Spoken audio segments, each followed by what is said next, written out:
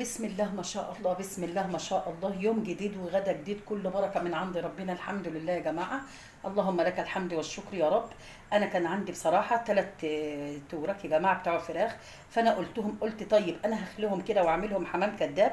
طبعا أنا حشيات رز وخلطه. بصوا كل الخضار اللي عندي بصراحه انا حشيته بيه، لدرجه ان انا عملت كمان القنص والكبد بتاع الفراخ. انا عملته قطعته قطع صغيره وحشيته بيه كده ما شاء الله. قلت يدي قيمه غذائيه اكبر كمان، وحمرتهم كده زي ما انتم شايفين. بس انا بلحق اصور بسرعه لان ميعاد الكهرباء عندنا هتقطع الوقت يا جماعه.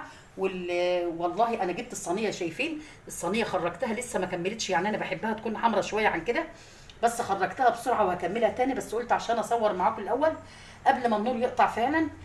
الوقت بيقطع ساعتين كمان، يعني ربنا يفكها يا رب. على ما اجي اصور يبقى خلاص بقينا بالليل ما نكون اتغدينا. فالمهم وعملت طبعا الرز يا جماعه اهوتي. رز طبعا بالايه، بالكاري والكركم والبصم والزبيب والمكسرات، اي حاجه عندكم الحمد لله رب العالمين. طعمه جميل جميل فعلا، حلو قوي بصراحه الرز الاصفر ده. ورز عادي كمان، رز مش بسمتي ولا حاجه، ده رز مصري. طيب وعملت الصينيه دي يا جماعه والله حبيتين كوسه ونص حبايه بطاطس. وكان كمان عندي فول اخضر من زمان كنت عيناه في التلاجة حطيته، وبسله ولوبيا خضراء. يعني بصوا صينيه كده، صينيه خضار مشكل زي ما انتم شايفينها كده جميله، باي حبات حبات كده بتعمل لي صينيه كبيره زي ما انتم شايفين كده. طيب وعملت كمان هنا ده خيار يا جماعه، خيار مخلل من اللي كنت جايباه من السوق. وبقول لكم دايما البطرمان حطها على الحوض. اي حاجه حتى لو انا عامله سلطه وفاض منها خيار احطها في البطرمان كده. وبقى ما شاء الله عمل لي غدوه جميله كده. عملت النهارده اكله جميله الحمد لله، ما كلفتناش حاجه الحمد لله. ربنا يبارك لنا يا رب في القليل واجعله كتير. ان شاء الله نتقابل بقى بكره باذن الرحمن في يوم جديد، كله بركه من عند ربنا يا رب. اقابلكم على خير دايما. سلام عليكم. بسم الله ما شاء الله، بسم الله ما شاء الله. يوم جديد وغدا جديد، كله بركه من عند ربنا الحمد لله رب العالمين. النهارده يا جماعه السمك ده سمك بلطي ما شاء الله. انا بحبه بصراحه بالمقلي ومعمول كده بالطماطم كده او بالصلصه زي الفل جميل بجد، حلوه قوي. كزبريه كده او كمونيه زي ما انتم بتسموها بقى. بس طبعا انا عملت مقلي منه اهوتي عشان خاطر اللي ما بياكلوش كده ياكلوا كده. وطبعا اللي عملته كده اللي بقول لكم بالصلصه ما شاء الله جميله اهي. الرز بتاعنا اللي بالشعريه الجميل. طبعا البلط ده النهارده انا جايبه كيلو، الراجل كان بيقول لي ب70، طب خديه ب60. المهم قلت له ب50. الله يهديه، لسه فاتح يا جماعه بمحل جنب الشغل عندنا، لسه فاتحه امبارح والله، انا ما شفته غير النهارده. فالمهم ربنا هداه كده والحمد لله جابه لي كده، اللهم لك الحمد. كيلو ب50 جنيه زي الفل، بلط كبير حلو بصراحه جميل، عجبني بصراحه وحلو قوي وما شاء الله. طبعا هو لسه فاتح جديد فعايز يجيب زبون، فالسمكه نظيفه فعلا. فالنهارده بقول لكم عملتها السمكه ديت، عملتها بالطريقه دي جميله خالص حلوه قوي.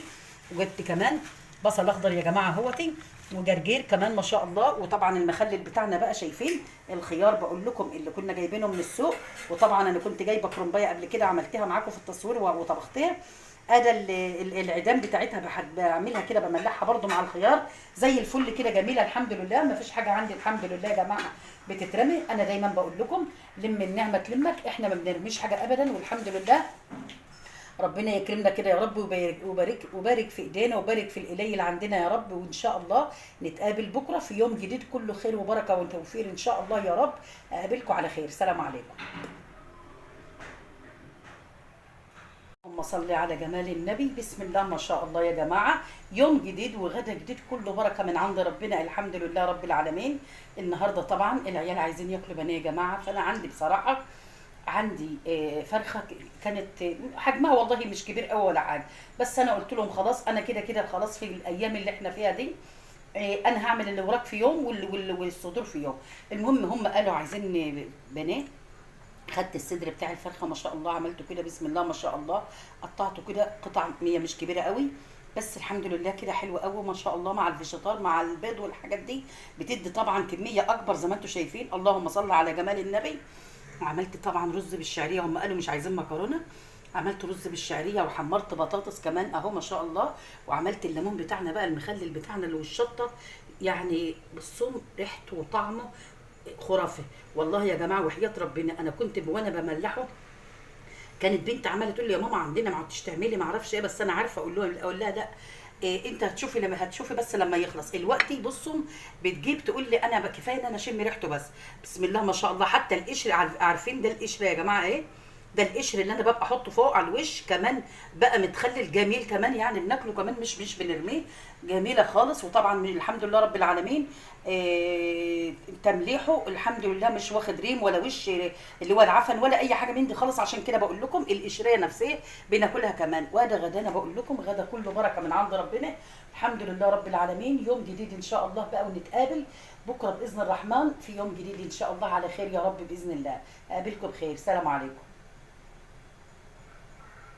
بسم الله ما شاء الله. بسم الله ما شاء الله. يوم جديد وغدا جديد كله بركة من عند ربنا الحمد لله رب العالمين.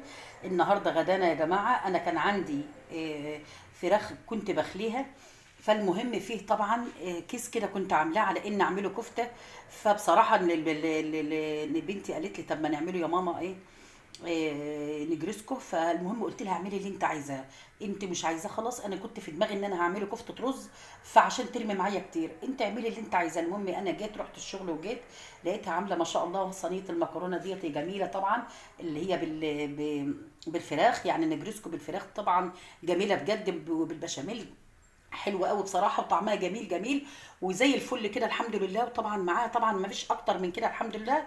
ده كده رضا قوي. ومعانا طبعا النهارده المخلل بتاعنا اللي هو الليمون يا جماعه مع الشطه كده زي الفل الحمد لله. ويوم جميل الحمد لله ويعدي وعلى بركه الله يا رب كده. ربنا يبارك لنا في الليل ويبارك في ايدينا كده عشان الحمد لله من اقل حاجه يا رب. ربنا يكرمنا كده باذن الله يا رب. ان شاء الله نتقابل بقى بكره في يوم جديد وكله بركه وتوفيق. اقابلكم على خير يا رب. سلام عليكم. بسم الله ما شاء الله. بسم الله ما شاء الله. الله اكبر.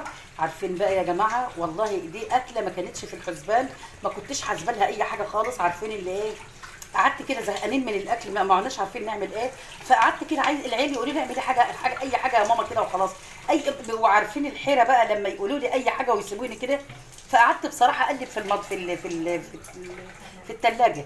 فانا فعلا كان عندي لفه جلاش وكانت كمان كنت طلعتها من الفريزر فكانت فكت خلاص. قلت طيب انا هستفيد منها بقى ان انا مش هعينها تاني. فقلت هعمل بيتزا كده. طبعا عندي الزيتون الحمد لله رب العالمين، عندي الفلفل، عندي الطماطم، كل حتى الجبنه كمان بشرتها والله جبنه رومي بشرتها كده الحمد لله رب العالمين يعني.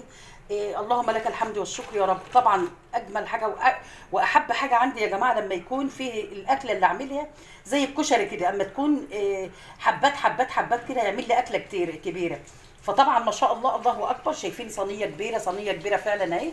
صينيه بقى كده اتعملت بيتزا كده من ما فيش خالص. من بقول لكم الحمد لله رب العالمين كل حاجات حبات حبات كده في البيت عملت لي صينيه جميله اهيتي والحمد لله. والعيال طبعا بيحبوها قوي ومبسوطين بيها والحمد لله يا رب. طبعا دي اهم حاجه ان هم يكونوا مبسوطين من الاكل او الحاجه اللي هم عايزينها. مبسوطين بيه دي قالوا يبقى تمام الحمد لله. ما عدتش حاسه بحاجه بقى الا اني فرحانه بان هم اللي انا عملته هم ياكلوه. فالنهارده ده غدانا بقى ان شاء الله باذن الرحمن. نتقابل بكره يا رب في يوم جديد باذن الله يا رب يكون كله توفير وخير باذن الرحمن يا رب. انا بقول والله البركه من عند ربنا يا جماعه. احنا بنقلب في ثلاجتنا بنقلب في بيتنا اللي هنلاقيه هنعمل منه اكله والحمد لله. احنا اللي هناكل واولادنا اللي هياكلوا يعني مش ما احناش عازمين حد ولا حاجه عشان اعمل هيصه بقى واكل كتير وكلام من ده. فاللهم لك الحمد والشكر يا رب. البركه من عند ربنا والحمد لله كده قوي رضا قوي الحمد لله. نقابلكم بكره على خير واشوفكم بخير دايما يا رب. سلام عليكم.